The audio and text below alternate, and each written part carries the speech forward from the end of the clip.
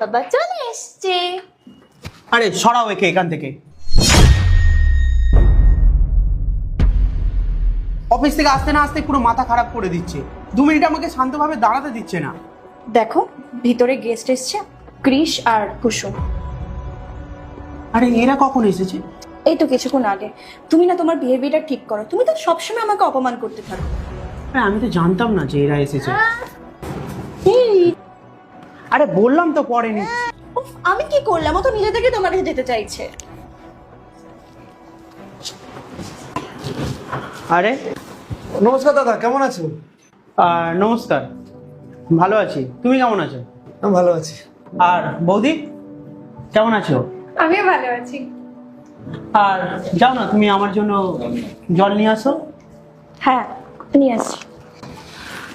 তুমি একে, আরে একে আমি ধরতে পারবো না। যাও না, তুমি একে নিয়ে যাও না। আচ্ছা ঠিক আছে আমি নিয়ে যাচ্ছি। আরে তোমরা দাঁড়িয়ে কেন আছো? বসো না, বসো বসো। আর বলো, তোমরা কি মনে করো এখানে? আমি তো এখানে একটা প্লট দেখতে এসেছিলাম, তো বাবুকে অনেকদিন দেখিনি, তো তাই ভাবলাম কুসুমকে নিয়ে চলে আসি। দেখা হয়ে যাবে, বাবুকেও দেখা হয়ে যাবে। আর বাবু যখন হয়েছিল তখন তো একবারই দেখেছিলাম, তাই ভাবলাম এই বাহানাতে দেখা হয়ে যাবে। আসলে কি বলুন তো দাদা, আমি ওকে বলছিলাম যে যখন দাদাদের ওখানেই যাব তাহলে একবার চলো না দাদাদের সাথে দেখা করে আসি, বৌদির সাথেও দেখা হয়ে যাবে আর পুচকিটার সাথেও দেখা হয়ে যাবে। সেই জন্যই ও আমাকে নিয়ে এলো। আরে কি করছো? তাড়াতাড়ি আসো, অফিসের ব্যাগটা নিয়ে যাও। এই নাও চল।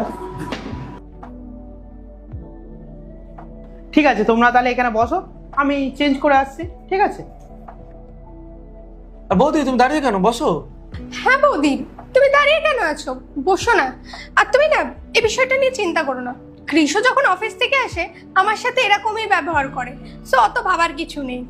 এরা মনে করে আমরা বাড়িতে থাকলে কোনো কাজই করি না, ওরা একাই সমস্ত কাজ করে।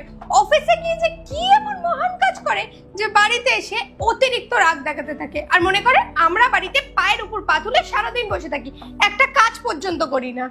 1 মিনিট, তুমি কি ড্রামা লাগিয়ে রেখেছো? আমি বিরক্ত করি তোমাকে? আর তোমাদের কি মনে হয়, হ্যাঁ আমরা অফিসে গিয়ে শুধু বসে থাকি?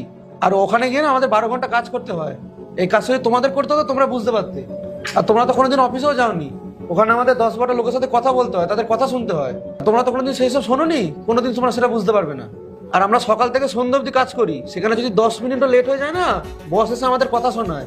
সেই সব কথা তো তোমাদের শুনতে হয় না। আর যখন বসের ধমক খাবে তখন বুঝতে পারবে। আর তুমি এখন বৌদির সামনে আমাকে অপমান করে যাচ্ছ। আর কি কি উদাহরণ দিচ্ছ এসব তুমি? আরে ব্যাস, আরে আমি তো ট্রাই করছিলাম বৌদির মুডটা ঠিক করার, যাতে বৌদি এই বিষয়টা নিয়ে তো না ভাবে। আর তুমি কি আমার সাথে ঝামেলা করতে শুরু করে দিয়েছো? সত্যি তুমি না জায়গা